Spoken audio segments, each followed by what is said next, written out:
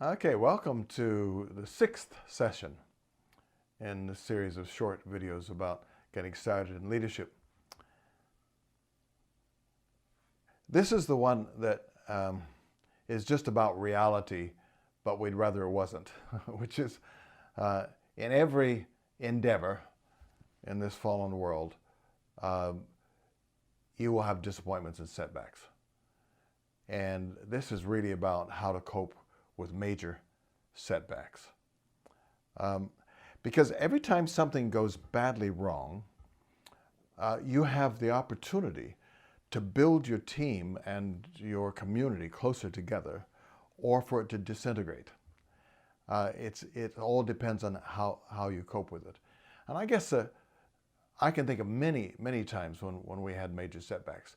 For example, probably 7 or 8 years into YWAM England developing, and by that time we had, I suppose we had 100 or 120 staff. We had a value-added tax inspection. Value-added tax was relatively new then, part of us joining the European Union, and value-added tax VAT inspectors were, every inspector interpreted the laws differently. And we'd had an inspector that interpreted them in such a way that we didn't pay very much VAT.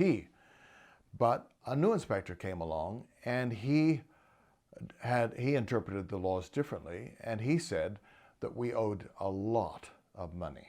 I mean, enough money to bankrupt us. He was going back 5 years at the time, and really wanting to charge us more than our entire annual income for back tax. Well, this was what looked like an impending disaster. So what do you do in that kind of situation? For some of us, the natural inclination is to withhold that information from people and try to cope with it, try to somehow solve the problem without people knowing.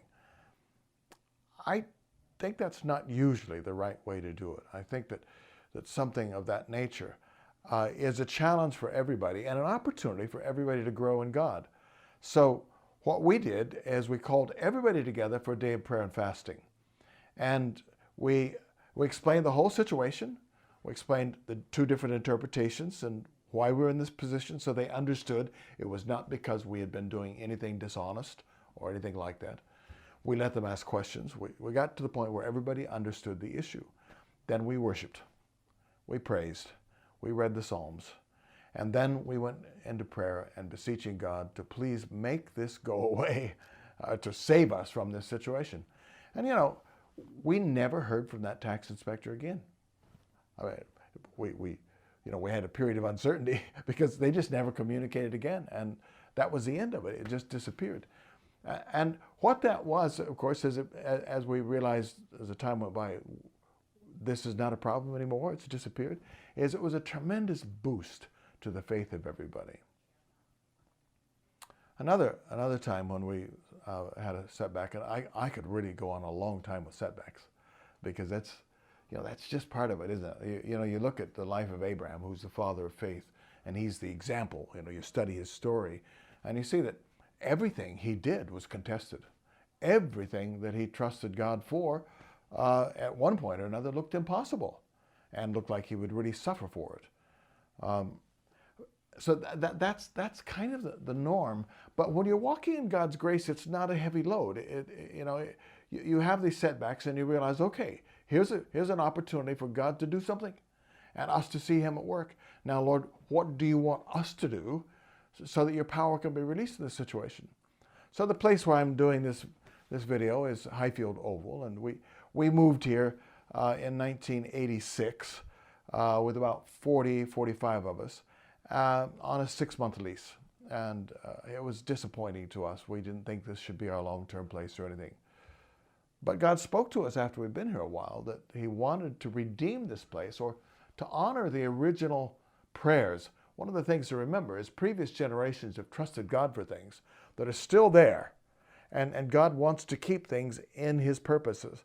So we felt the Lord is saying, I want to keep this as a place for young people, being ministered to in my name. That's how it was founded, as an orphanage, home for women without husbands and women with children without husbands and children without parents.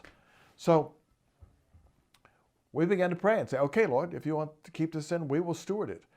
But what it all came down to is 7 years of very difficult tenancy. We had a rental contract, and then that was withdrawn, and we felt we were supposed to stay, and it was a very long and complex story. But it came down to a final huge setback in that we had the bailiffs, these are the guys that enforce high court orders, come around to everybody and speak to every single staff person and say, we are evicting you. You've got to be out of here in 3 weeks. If you're not, we will throw you out bodily by force, and we will keep anything left in these houses.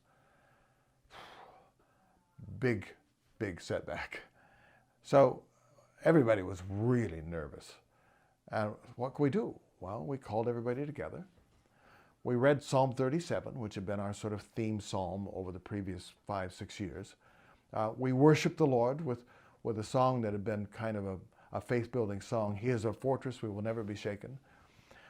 We prayed, and after an hour and a half, 2 hours together, we all felt at peace in our spirits, and we went home.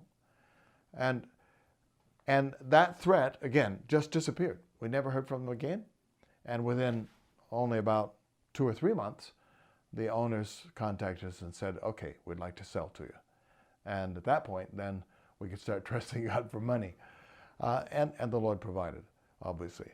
So don't be afraid of setbacks. Don't be afraid of hardships. Don't be afraid of the tests. And don't hide them from the people you're with. Draw people in. Listen to God together. He speaks to the body. And those apparent setbacks will end up being springboards into more faith and more fruit in the future. Thank God for the setbacks. I think it was Peter, was it, who said, no, it was James. Consider it all joy when you encounter various trials and testing, knowing that will purify your faith. And with faith, then anything is possible.